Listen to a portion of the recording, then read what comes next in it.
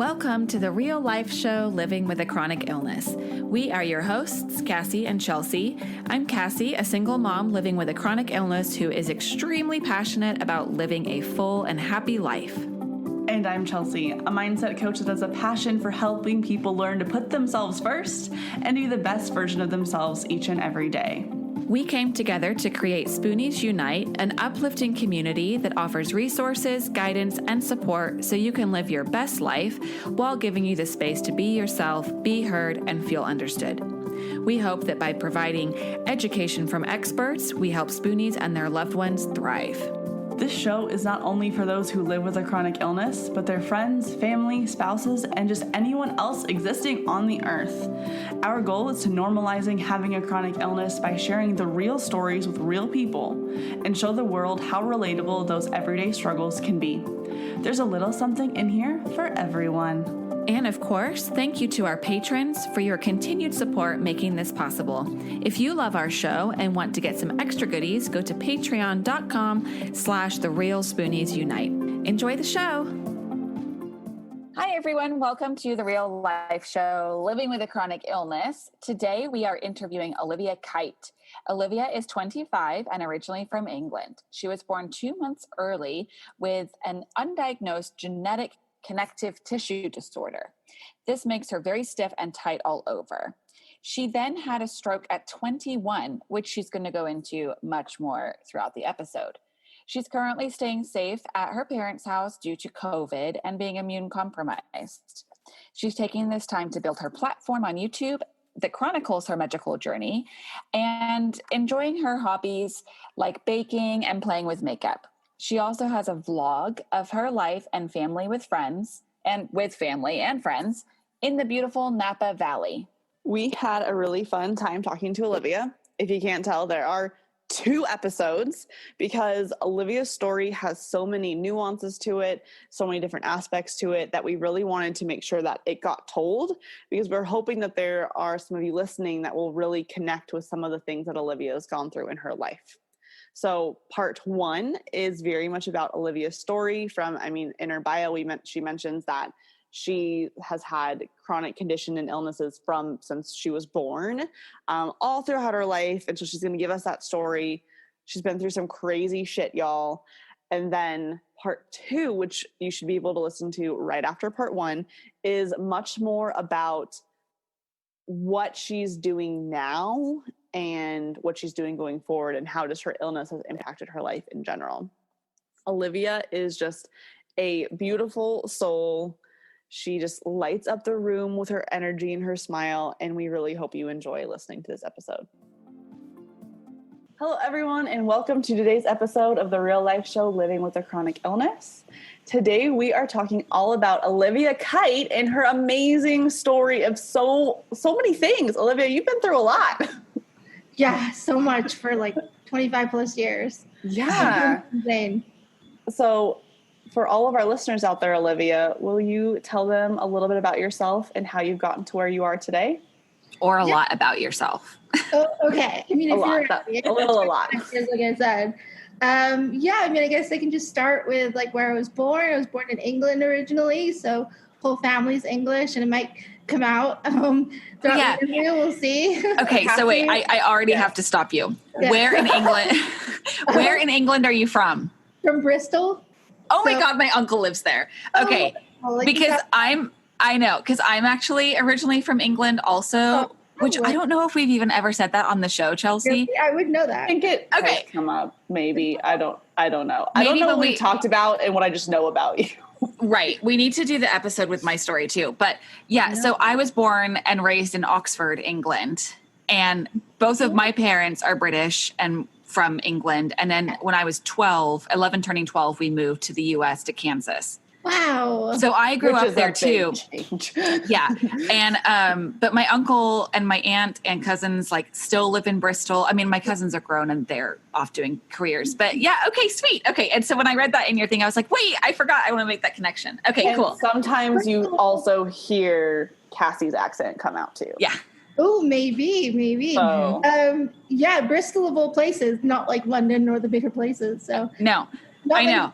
No, Bristol. And it's got a really unique accent. So yeah, it does. All my cousins have that accent, same with my parents. So it comes out when I talk to them. That's so fun. See, I'm like literally drinking Yorkshire Gold's tea right now, like totally British style.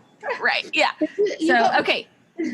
You got me beat on 11 or 12. I came over at like a couple months old. So nice. I'm a dual citizen, but only because I was born there. No, we moved back there when my mom was pregnant because they were like green card holders or just on a visa for my dad's work. So they couldn't, it didn't cover having a baby. Yeah. So she had to go back, right? So she went back just in time because I was born 2 months early. Gosh. So that's good that they were there, like, the beginning of the pregnancy, all that kind of stuff. See, I can hear a little bit of your accent because you said all that kind of stuff. Yeah, I love it too. It's so fun. I love that. Okay, sweet. So you were born in England, Bristol. Now we're like British sisters. Okay. Yeah, I love it. Born 2 months early. And my journey, I guess, starts even before I was born. So it is a lot.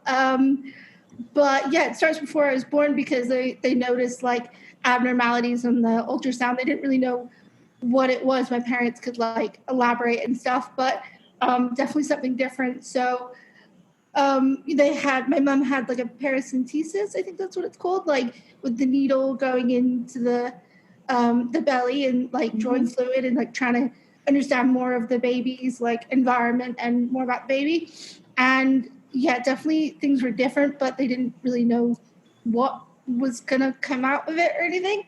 Then I was born 2 months early, quite sick and, hard to breathe and all that stuff.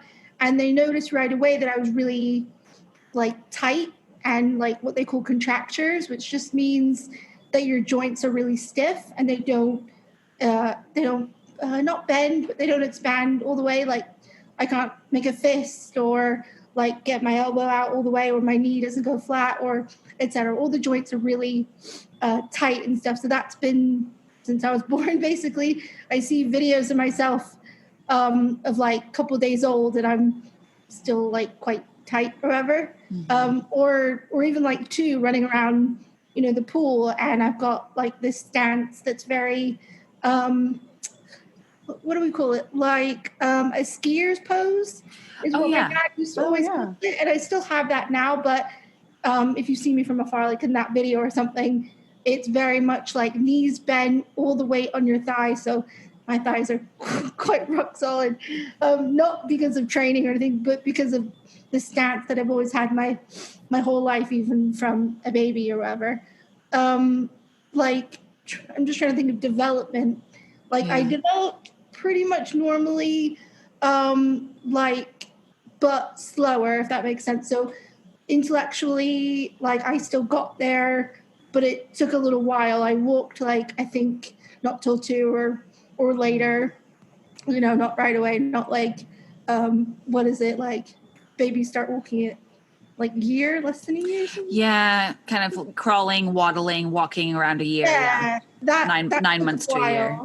That took a while for me, but I got there eventually. And that was just because I was always like hooked up to a machine, like oxygen, feeding tube, that kind of thing. Because I was like, what they used to call failure to thrive. So just like a blanket term, like can't live with the body that you've got or whatever. So, like I said, all those like supplemental things, but I got through all that and had help from my parents and all that stuff. And by this time, sorry if I jump around. No, that's fine. That's good. I'm trying to keep track of it in my head. But let's see, around that time, let's say 2.5, we had been in South Carolina for a while. So they lived in South Carolina. My mom, dad, older brother, and sister. Yeah, older brother, then older sister. And, we lived there. And we lived there until I was about 4. So development-wise, like I said, slowly but surely I grew into my own, even with all the, like, difficulties and stuff. But, I survived all of it, like respiratory failure, like not breathing at some points, like sleep apnea, all that kind of stuff.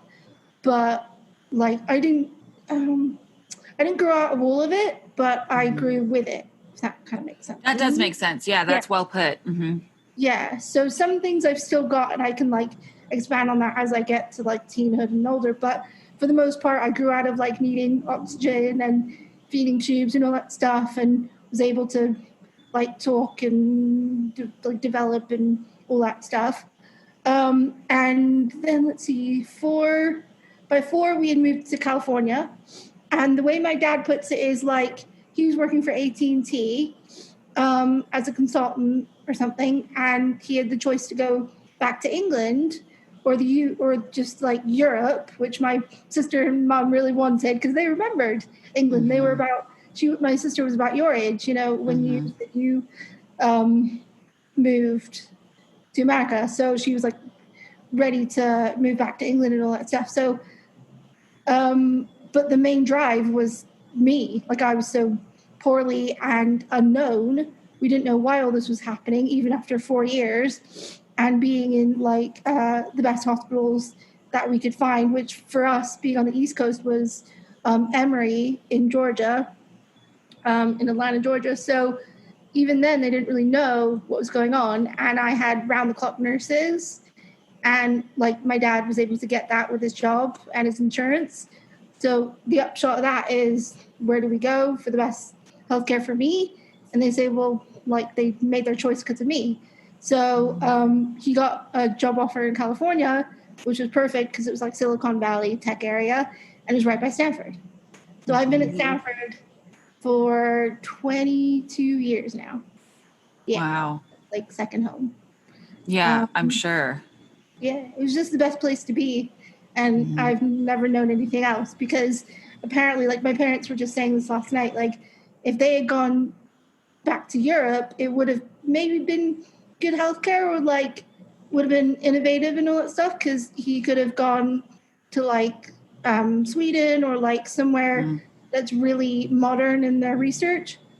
But the day-to-day care that I needed, like would be too extensive and might not have been covered or whatever. So, yeah.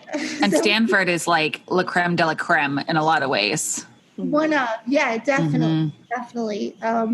Yeah, I say they're like pretty much perfect, like in managing my disorder or whatever it is, so keeping up with all that like maintenance and things. So but yeah, as you said, like they're connected to a university, so they've got research all the time, and they, have expanded as time has gone on and done more research. And I've been a part of more, not trials, but like networks that have rare disease, like people with rare diseases.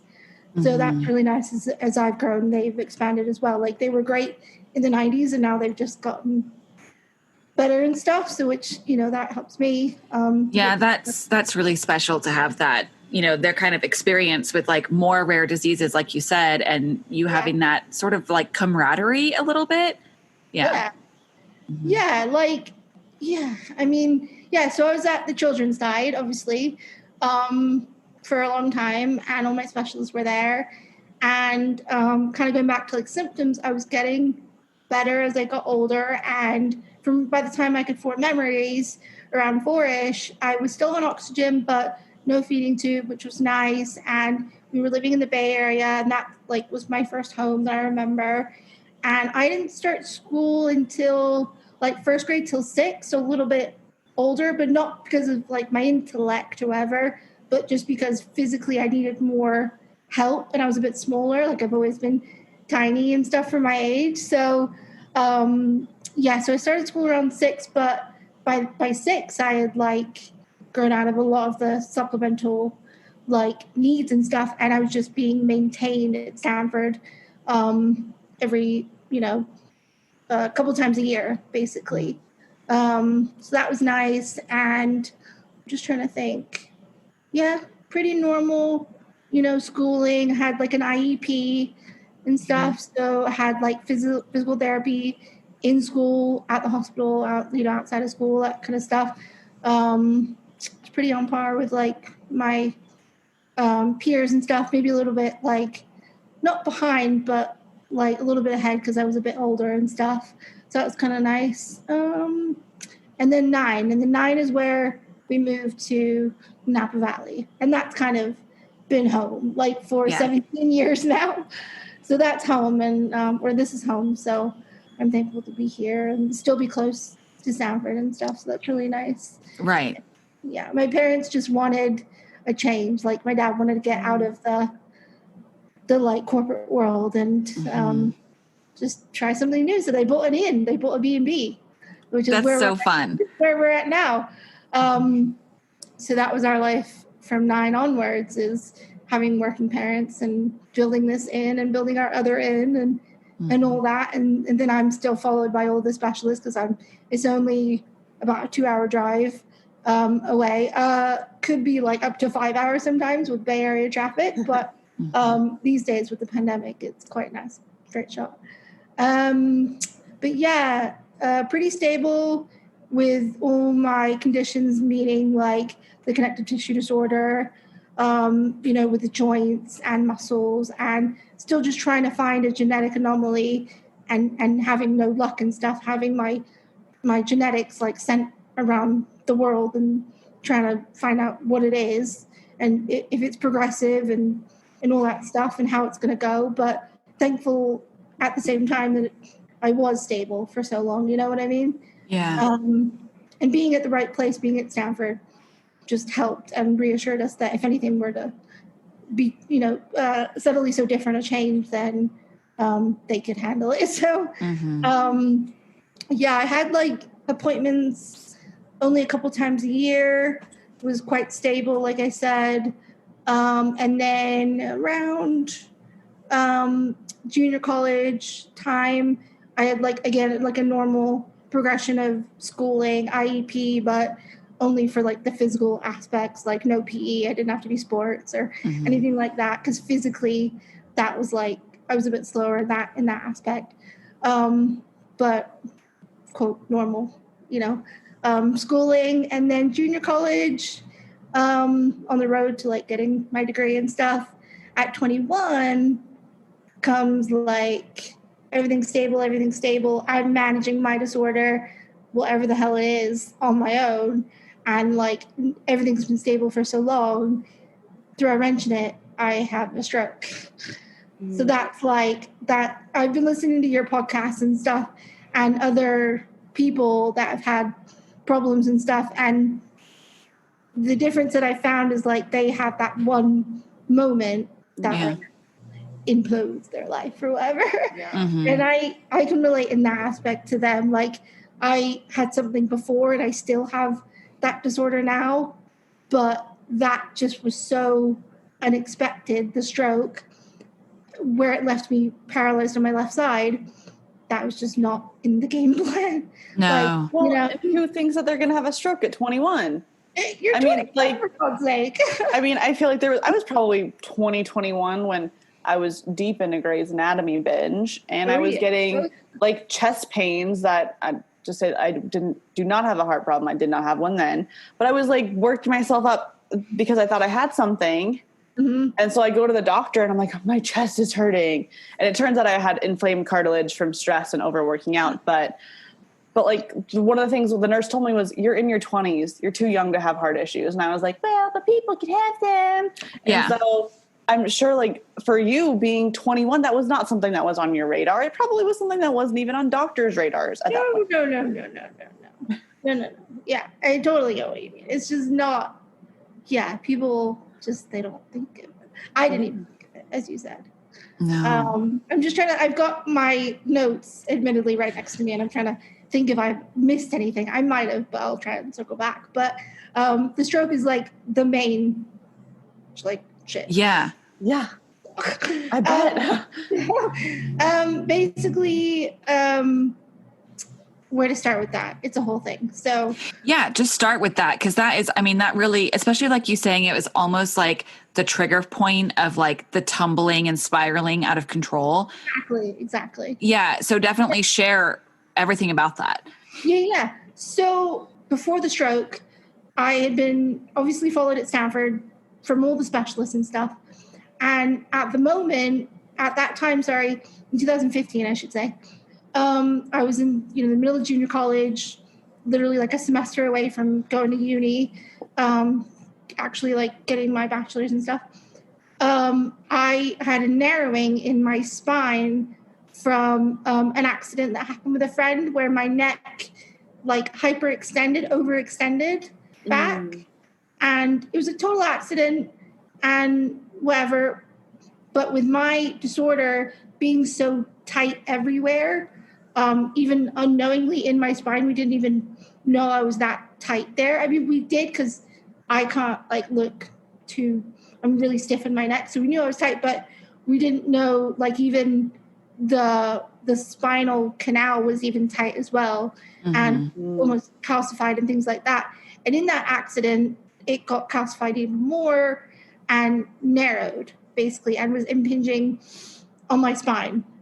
And we knew this because I was getting like numbness and tingling, which is not something I'd ever experienced before because that's not part of my disorder that I knew of. And obviously kind of going on a tangent, but we don't know what's going to happen with me. So like, or what the textbook should, definition of my disorder is. So, I knew something was wrong and different after that accident. So I got it checked out. We saw that there was an narrowing, but because it was not life-threatening at the moment, I was just being monitored. And surgery to expand that the spinal canal was going to happen like early 2016. We weren't rushing, obviously like numbness and tingling and things like that aren't great, and weakness and things, but they weren't drastic enough to make me like not drive or, go to school or whatever. Like I could still do all that stuff, just had to be really careful of my neck and stuff and any more accidents and stuff. But I didn't play sports or do anything silly like that. Very cautious. So that was okay. But at the time, because I was being monitored for that and knowing that I was already having these symptoms, the day I had the stroke, it basically, after the fact, got misdiagnosed and untreated. It's kind of like the that's where everything, went tits up. So basically, I was having, I shouldn't say, it was a stroke, but at the time we didn't know, right? So I was having left-sided weakness on Thanksgiving. I woke up on Thanksgiving and I had left-sided weakness, almost like paralyzed, like not paralyzed, but super weak, and the leg and all that, and really tired, really sleepy, a migraine, like could barely keep my eyes open, that kind of sleepiness. Basically, I woke up early. I had a migraine, and at the time, the only thing to like help a migraine was sleep, Tylenol medicine, and a shower, just like a shower, like hot water, like just kind of zoning out. And that, in my head, I was like, that's going to help. So I try and get in the shower, can't do it, sitting on the loo on top of it and just like not knowing what to do. Why am I so tired? Why does this hurt? Why is the left side so weak, but almost kind of being out of it too? And I fall off the toilet. Oh no. And I like can't get up, and my sister's there, and she's there for Thanksgiving, from Sacramento where she lives, and she's up there and she's like helping me up and doesn't know what to do and like is confused and also kind of thinks this is she thinks this is spinal because that's the only thing wrong with me at the moment. And I have no other history of neurological disorders, wasn't taking many meds at all to warrant it or whatever. Had never had anything like it before. The only active problem was this narrowing, this thing in the spine. So I fall off the toilet and all that, and then I sleep and I sleep and I sleep. And then dinner time, late night, I'm still out of it, don't want to wake up. We call the neurosurgeon hotline or whatever, because everywhere's like nobody's working because it's Thanksgiving. And they're not my doctor, but they know that it's serious. So they say, go to the ER, like get her checked out. They're like, she fell, she could like exacerbated the narrowing or whatever, not hit her head, but which obviously you should think of, but anyway. But they basically, like, she has this already, it's got worse, she's done something, and she's gotten weak on one side and gotten weaker. So we go to the ER, local ER, and they're just like so overwhelmed with me because they don't know what I have. So if unless they have like one disorder or one name for it, or like, and because of my drastic history, my like overwhelming history, and then the narrowing as well, which is my local hospital doesn't deal with a lot of stuff like that. They didn't know what to do, which is basically what I'm trying to get at. Like, they didn't know what to do with me. And because we're good advocates, my family and I are good advocates for myself, we kept telling them, or my sister, because I was totally out of it, I was so sleepy and like not with it. She was like, she has this narrowing, she has this connective tissue disorder, like, she's so complex, and she's got all these specialists down at Stanford, and let them just take care of her, and blah, blah, blah. They basically just sent me down to Stanford, and the doctor's like, yep, this is getting worse, we need to do surgery now. This is all like Thanksgiving the next day and stuff. And they order a spinal MRI, and we don't see it, but he says it's gotten worse because of the fall. And they're all kind of thinking this happened after the fall, even though it wasn't. It like all the things I was saying, like happened after that. Right, you were feeling that way that morning. Because as soon as you were like, well, it happened because of the fall, I was like, it didn't sound like it happened because of the fall. Sounded like it was happening before the fall. They didn't really get that. They were so you've heard I don't know if you've heard it, but surgeons just want to cut. Like neurosurgeons just whatever kind of surgeons just they say that in Grey's Anatomy all the time. They just want to cut. And this is an example of like neurosurgeons see the spine, they see the brain, they see a way to cut. Cardiac surgeons just want to cut, etc., so on and so forth. So that's what we believe happened with this older gentleman, this older doctor. And that's, like I said, we didn't see anything, but he just said, yes, you have gotten worse, blah, blah. So I'm in the hospital. By the way, my parents are in Singapore, so they're visiting my uncle. So it's just my sister and my brother. Oh, shit. Yeah. Well, I'm glad your sister was there. Thank God. She's 8 years older, so she was that's good. Not even 30, but very mature. She was overwhelmed too, but she had lived with she is my sister, so she knows everything that we know about my disorder as much as we know. So she's a good advocate and was very strong, and a good advocate for me when I wasn't with it, and being like my parents in that situation. And so my dad, if you knew him, like, he's very analytical and very like he will question everything and be very objective and all that stuff. So he would have asked a million more questions, and I would have too if I was more with it and all that stuff. But we trusted the doctors that they had done all that they could, and again, stroke was not on our radar and all these things, and thinking this was the right thing to do, we just went on with the surgery. And a couple days later, I'm in the hospital, and my function is coming back. The weakness is going away. I'm getting stronger, and all that stuff on the left side. That's slowly getting better.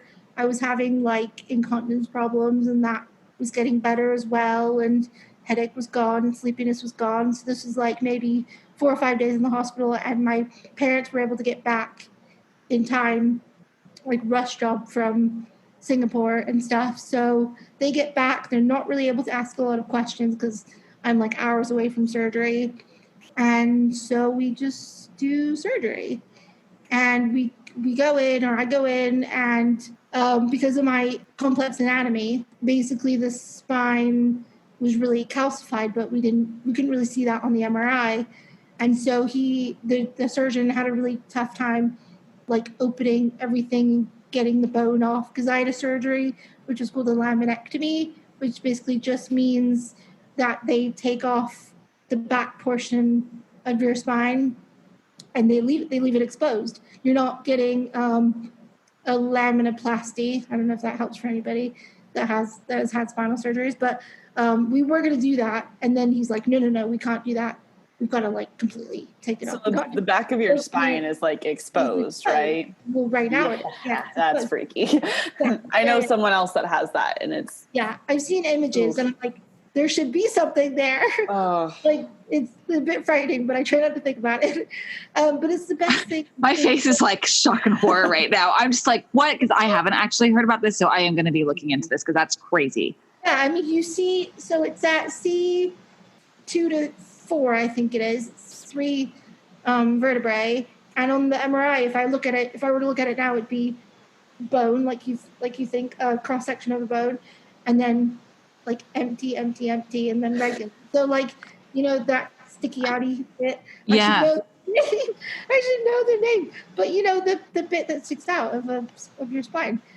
It's awful. I'm a medical nerd. I should know this. But anyway. It's okay. I'm thinking the same thing. I'm like, I took anatomy multiple times in high school and college and in my graduate degree. I should know the answer to this too. And I'm like, my brain's coming up with spinous process, but that may not be right. And if anyone is listening to this going, y'all are idiots, it's this, please don't like come yell at us and message us about being stupid. Just kindly send us a DM and tell us what it is. I will Google it right after this and be like, I knew that. Of course I knew that. But I like calling it the sticky outy bit. Yeah, I like that too. Yeah. Everyone knows what that is. Yeah. Hey everyone, I know you're enjoying this episode of the Real Life Show Living with a Chronic Illness, but we're going to pause for a moment because I want to tell you about our most recent offering to help you live your best life. It is mywellnesshub.co.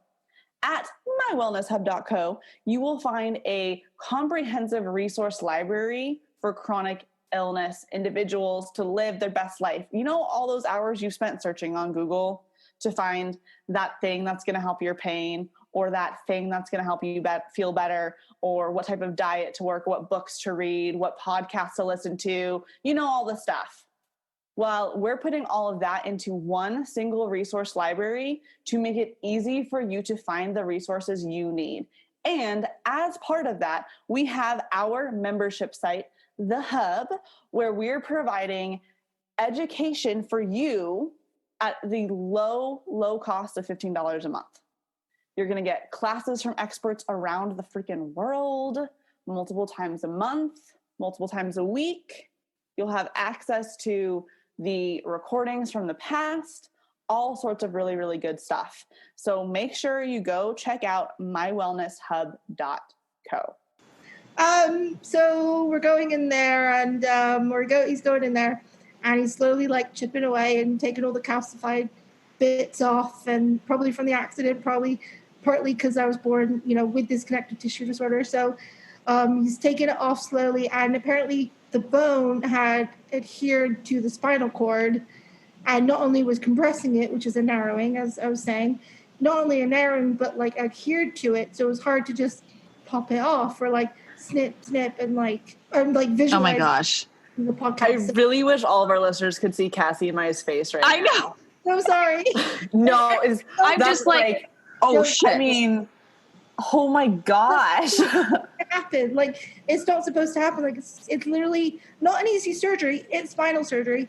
But, you know, it's whatever. But if you look at a picture, it's like you're supposed to take that bit off, the sticky outy bit off, and like take it off. And then you've got this opening that like lets your spinal cord expand, like not be compressed, right? Mm-hmm. But that was calcified. So he like nicked the dura, like that's what I was scared you were gonna say. So he nicked it in the sense that he was trying to take it off slowly and appropriately, and you know, he's a surgeon, he knows what he's doing. He kind of knows girl. what he's doing. We're like in a Grey's Anatomy episode right now. Oh my god.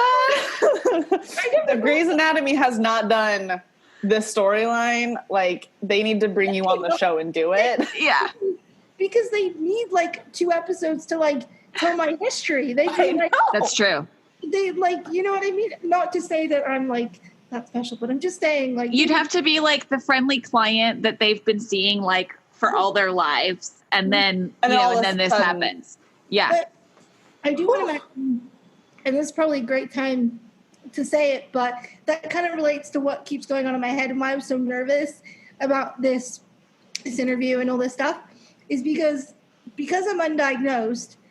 You can't just Google my disorder. Mm-hmm. You can't just like present myself in a TV show, or like you were saying, or to someone. I mean, I'm hoping to condense this into an hour and all that stuff, but in the next, 30 minutes?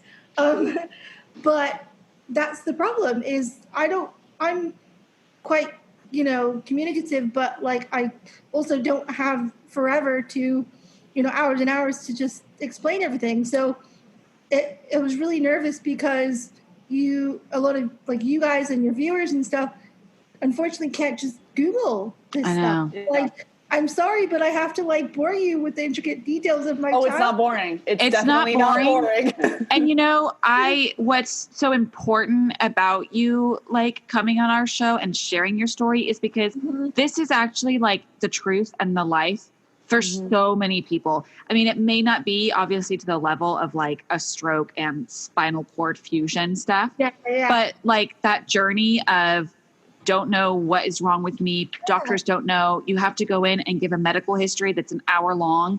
You have to you have to advocate for yourself. I mean, that I'm sure that if not 100% of our listeners, a good like 85 to 90% would say that is totally relatable and what it's like.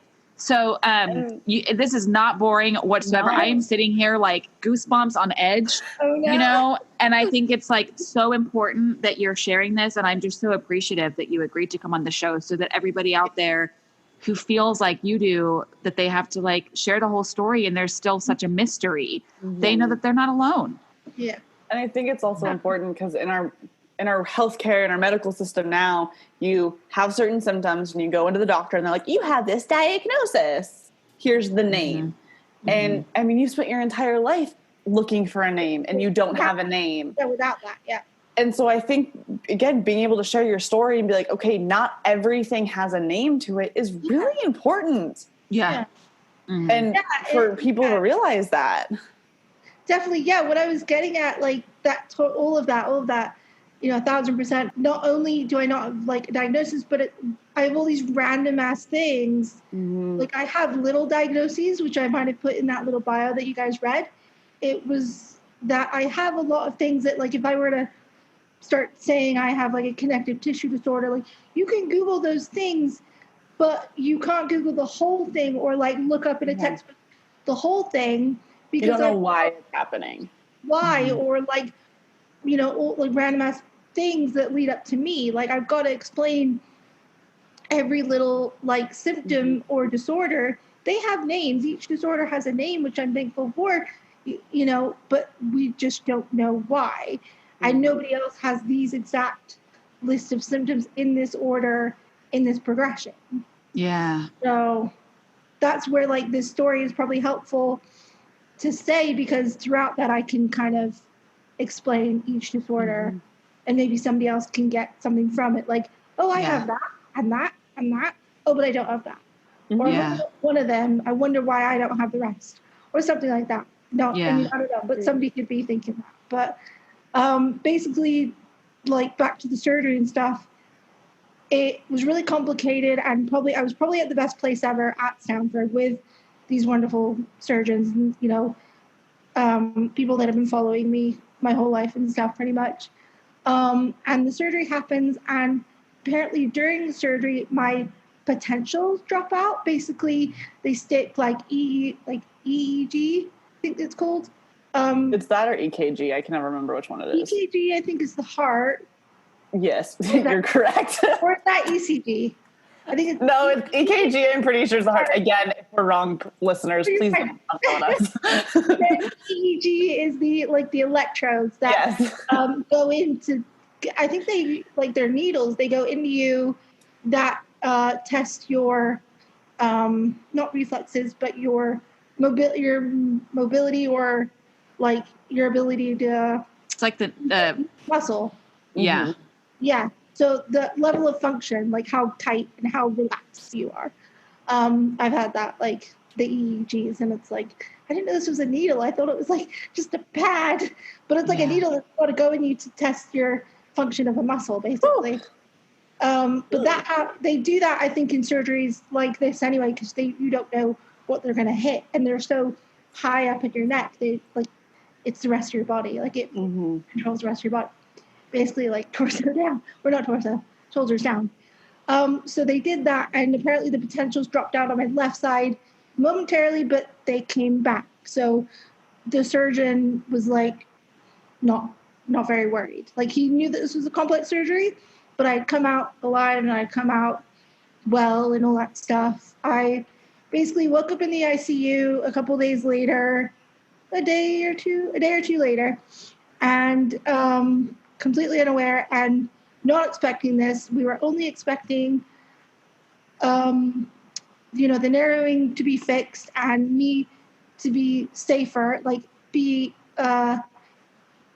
in the safest position, meaning the narrowing would solve the symptoms that I was explaining, like the numbness and weakness and onset of new symptoms, and then also like protect me from another accident. If anything were to happen, if I were to go back or get knocked or whatever, the narrowing wouldn't like pinch me anyway. That was the whole point of the surgery, is a preventative measure, but I needed one, like a needed surgery. What we were not expecting is my left side to be completely paralyzed. So that happened. Completely unexpected, basically. I haven't said that enough. Yeah, we were very shocked. Family, everyone was there, like mom, dad, siblings, and stuff. Yeah. Dad like infuriated and like, what the fuck happened? But thankful that I was like with it and alive and like safe. Yeah. And then like getting used to it, not knowing why, but like, well, we knew why. We knew because my anatomy was complex and stuff, and the unknown calcification made things harder. So that's why I was calcified, or not calcified. That's why I was paralyzed on that side or weak on that side, because he must have nicked the spinal cord, or the dura that's on the outside of the spinal cord, and he like not admitted it, because like surgeons don't do that. They don't admit the wrong ever. I'll get into that.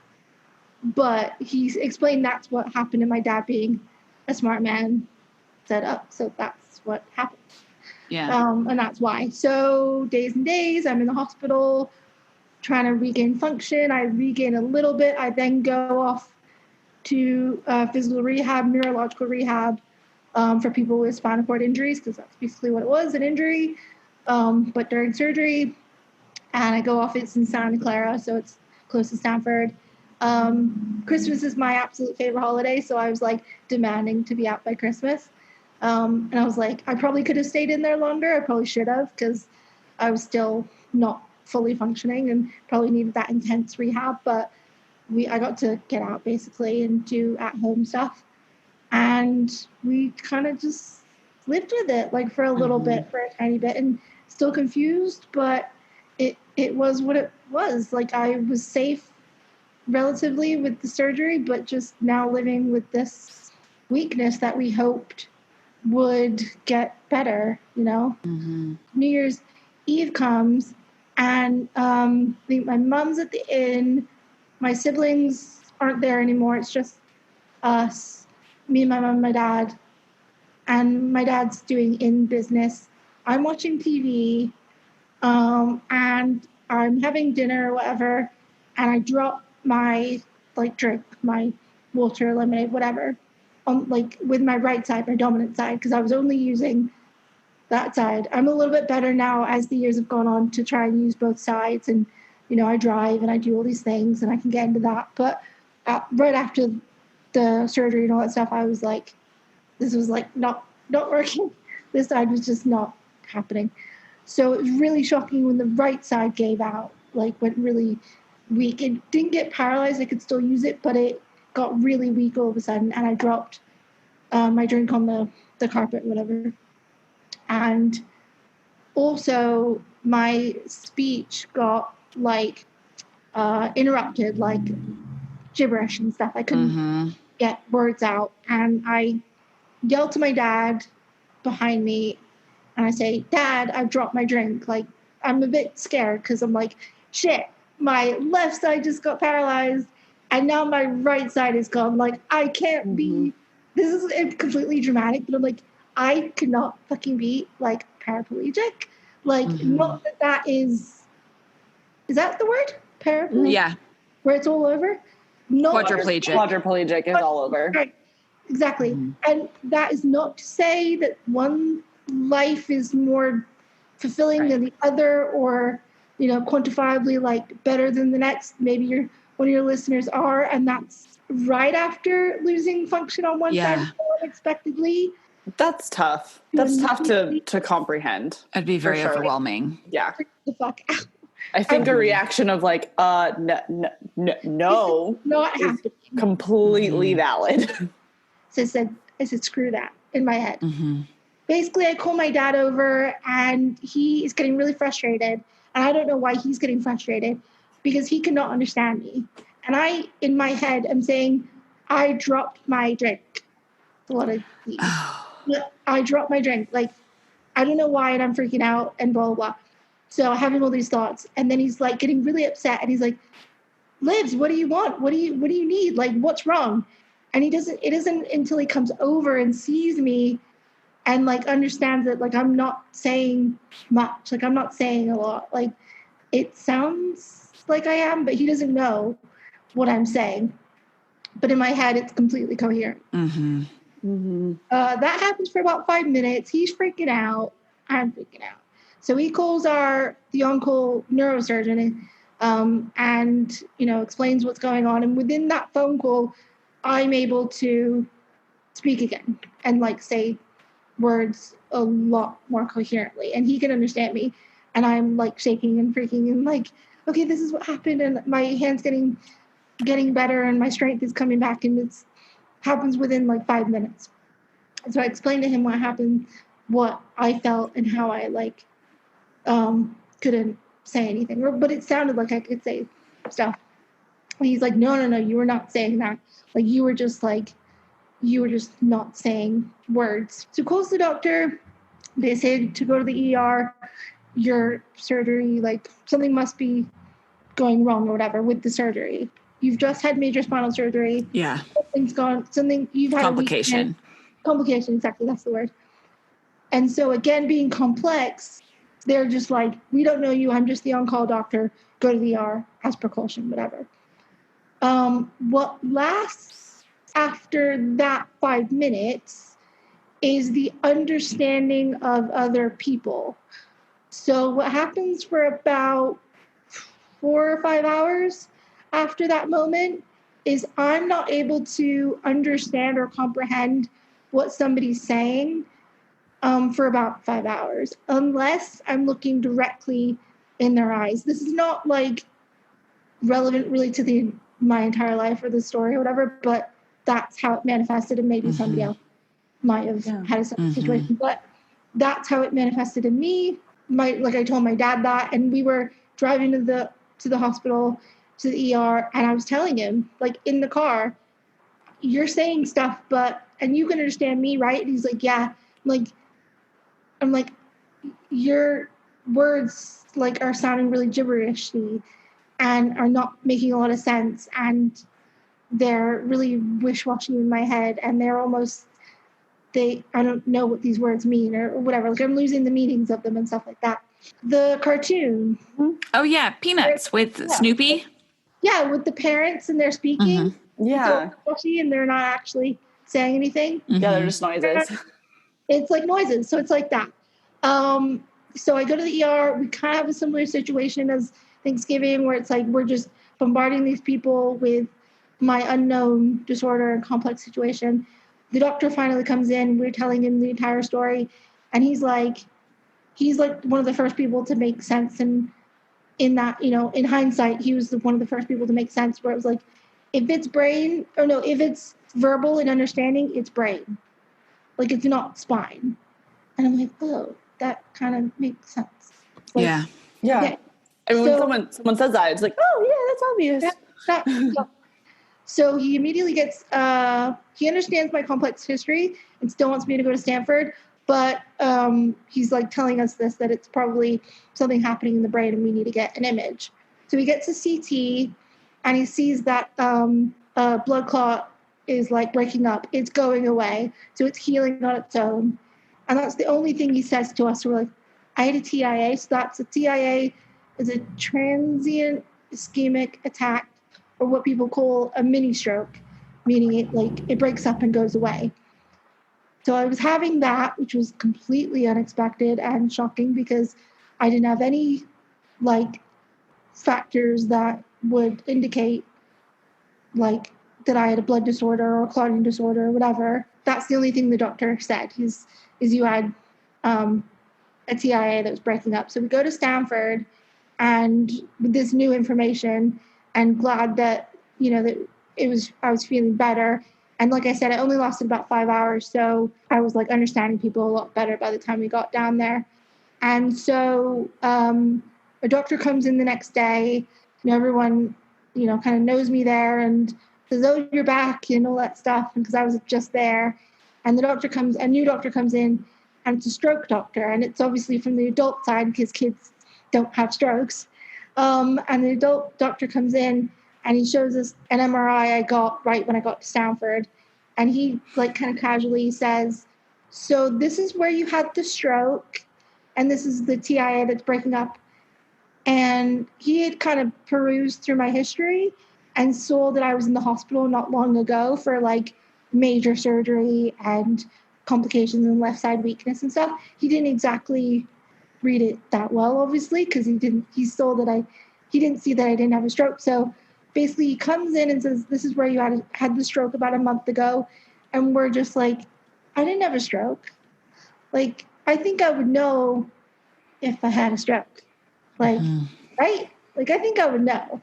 I had spinal surgery. Well, you'd think the neurosurgeon that was looking at your stuff would have caught that you'd had a stroke. Yes. Right? Aren't neurosurgeons supposed to be the smartest people on the planet? Yeah, pretty much. That's what he said. And that's kind of my spiel. It's what I say to people. It's I think I would know if I had a stroke. He's like, "Well, you did." I know. Yeah. Wow. That makes a lot of sense. Yeah. That makes a lot of sense. So we spend the next couple of days back and forth with the surgeon, and we're like, "How the fuck did you miss a stroke?" And we realize that there's two things. One, they did not register or understand two things. They didn't understand this control for the first time a month before. Oh my gosh, how crazy. Stanford.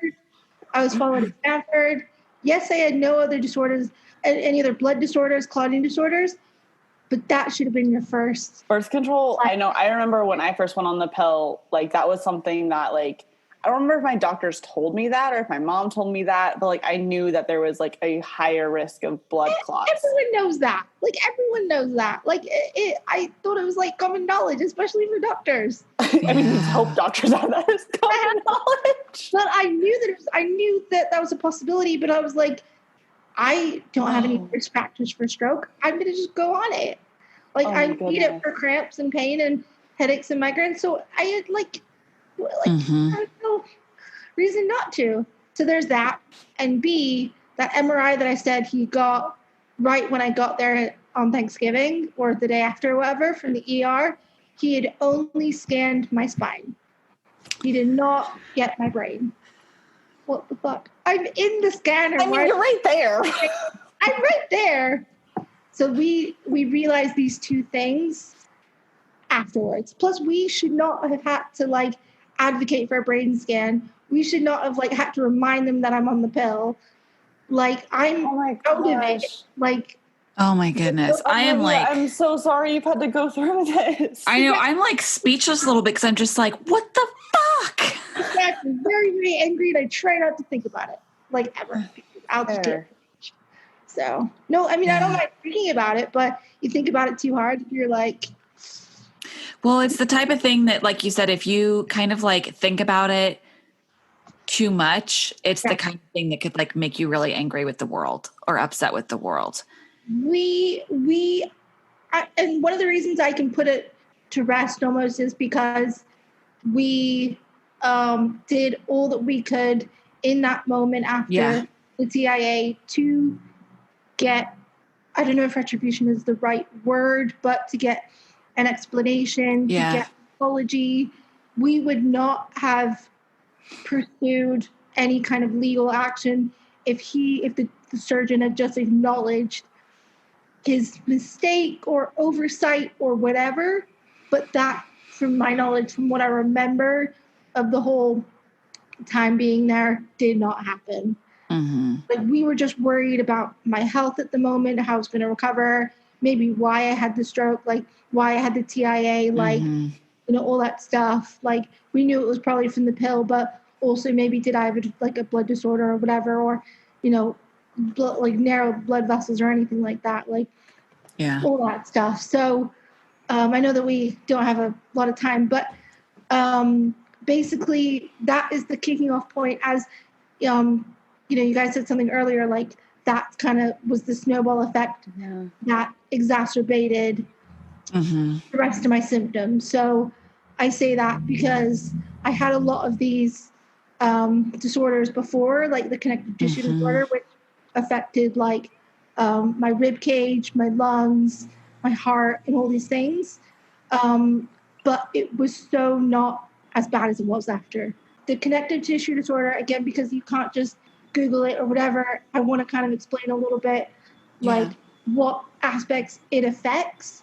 So what I mean by that is, for me, it does make things hard and it does make things stiff. But for me specifically, it's made like the rib cage really tight. So I've always been followed by pulmonology, lung doctors, and that's gotten worse as I've gotten older. So lung function is really limited, exercise ability, exercise intolerance, basically. And that's because for some unknown reason, the rib cage has just gotten tighter and tighter. And then also I've got like scarring on the lungs, again, unknown, but probably having to do with the connective tissue disorder, right? So there's that. And then there's a sac around your heart, which is called the pericardium. And that in recent years, only after the stroke, after having more symptoms and getting more fatigued easily and stuff, and adding on to specialists and stuff and being weaker on this side, has like not made me as active. I wasn't very active, but more so than I am now. And we found out the pericardium is getting calcified or stiffened a little bit, like the spine. So all these things, all these things add up to like a logical progression of the disorder and what it affects. So it affects, like I said in the beginning, the joints, the hips, the bigger, all the joints actually, all the tiny ones, but the bigger ones. So I'm more bent over at the hips, which I've always been, like I said. But things like the breathing, like that is affected and always been affected. So that's gotten worse. And then the calcification and stuff like that. So, goodness. I mean, I probably could list a couple of more disorders, but that's not, I mean, they're there for unknown reasons, but kind of on the train of connective tissue specifically, like that is enough. Those are other ways that areas that it affects. Those are other systems that it affects. So we hope you enjoyed today's episode. Please write us a review to help us reach more people like you. If you'd like to connect with Cassie and I, you can find us on Instagram at The Real Spoonies Unite. You can also join our private Facebook community, Spoonies Unite, or you can visit our website, therealspooniesunite.com, for all sorts of resources and to stay up to date with our current projects. And don't worry, you can find all of these links in the show notes below. Thank you to our wonderful Spoonie patrons for all your support, and you can become one too. That's right. All you have to do is go on over to patreon.com/therealspooniesunite, and you can get all sorts of extra goodies like videos of our episodes and more. Any support is greatly appreciated. It helps enable us to create more content for all of you, as well as make this podcast sound better and better. Thanks for listening. We can't wait to be back in your ears soon.